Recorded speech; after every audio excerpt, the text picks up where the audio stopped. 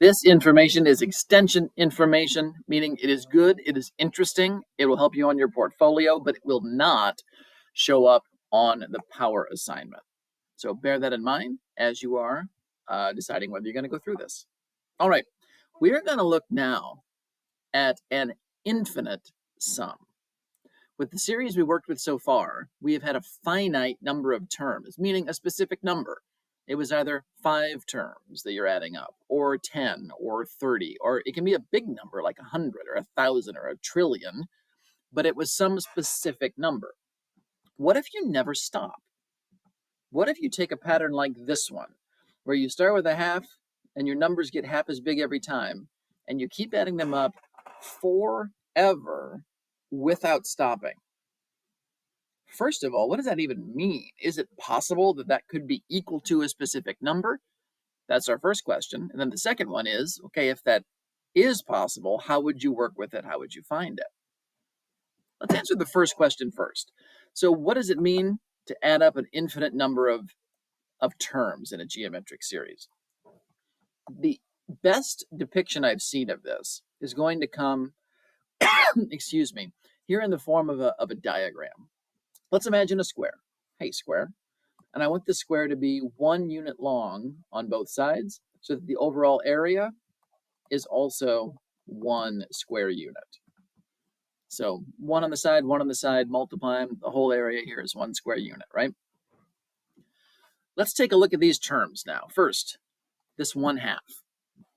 Well, in this square, what if we cut it in half and say, I'm going to keep this bottom part? That's what's going to represent this 1/2. Okay, well, what if we then say, for 1/4, I'm going to cut what's left down the middle, and now this here is 1/4 of that square area. What if we continue and next take this 1/8? So take this part here, cut it in half, excuse me, and let's have that be our 1/8. Take this part here, cut it in half, and let's let that be our 1/16.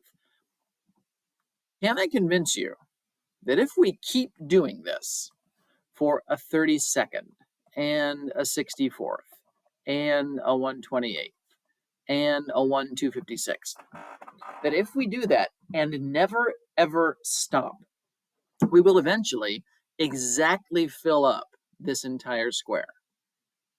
If I can convince you of that, then you have just bought into the belief and the true fact that if you add up this geometric series from 1 to infinity of 1/2 to the n minus 1, is that what I want?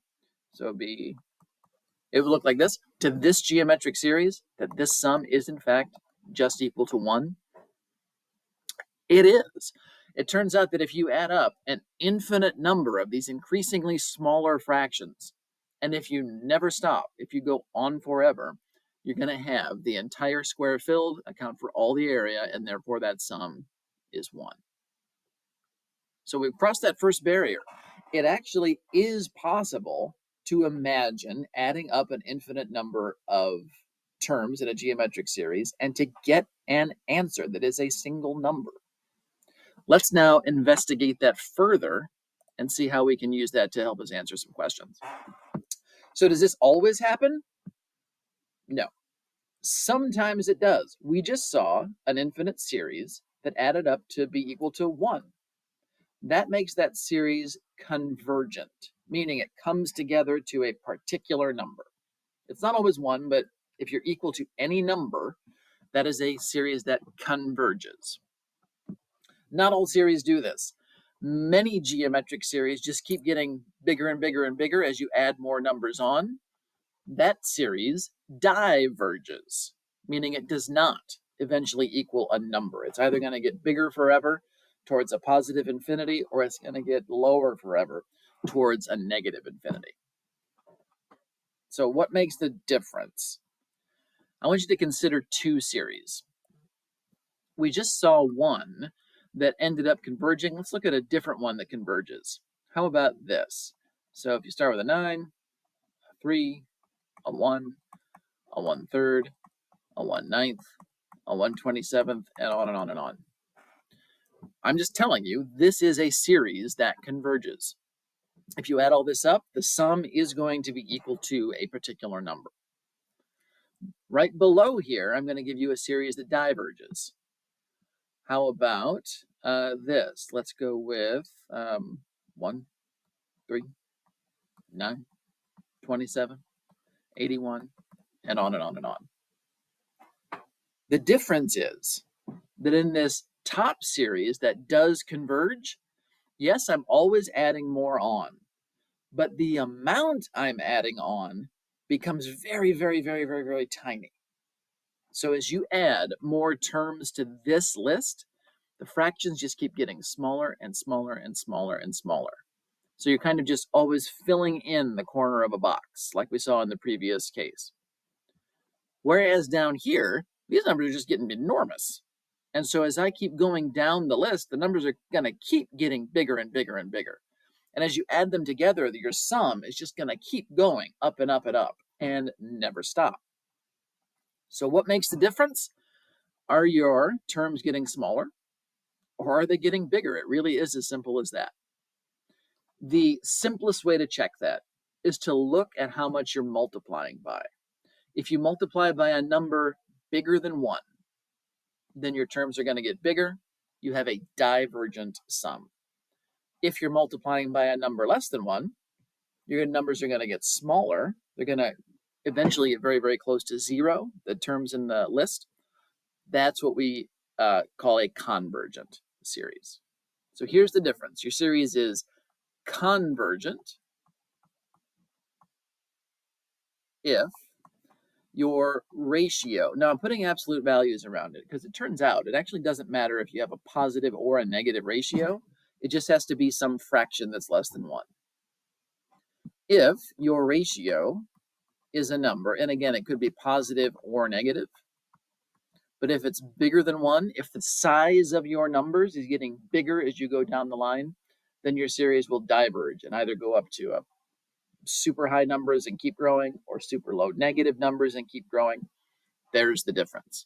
Converges if your terms get smaller, diverges if your terms get larger. If you can buy into that, which I hope you can, if the sum does converge, then how can we figure out what that sum should be? It's actually not that difficult. It's, again, a neat little trick. So if we can accept that this is true, that the sum of our geometric series is this, which it is. We saw that in the previous parts of the lesson. Then if we move to, and actually I meant to put an S there instead of an A. If we move to this, the sum of an infinite number of terms, what that would look like is the first term times 1 minus r to the infinity over 1 minus r. Let's do a little bit of an investigation. I'm going to hop over to a Desmos real quick. What does it mean to take a number to the infinity power? The answer is you actually have to be really, really careful when you do that. But what we're going to do instead is just see if we can figure out what's going on. I just picked a fraction here, 1/3. And I want to take that not to the infinity power. Let's just take it to big powers. So let's start with a power of 2. That's not real big. But what about a power of 20? Or 200? Or 2,000? Eventually, you're going to get numbers that are so small, Desmos can't even tell the difference. It thinks it's just 0. Now, it's not really 0. It's like 0.99 zeros and then maybe a 1, something like that. And as your exponent gets bigger and bigger and bigger, this number becomes so small that it is, for all practical purposes, equal to 0. And here's the thing. It doesn't matter what fraction you start with. As long as that fraction is below 1. So 8/9, that's just a little bit below 1. Or if you do it negative, it doesn't make any difference.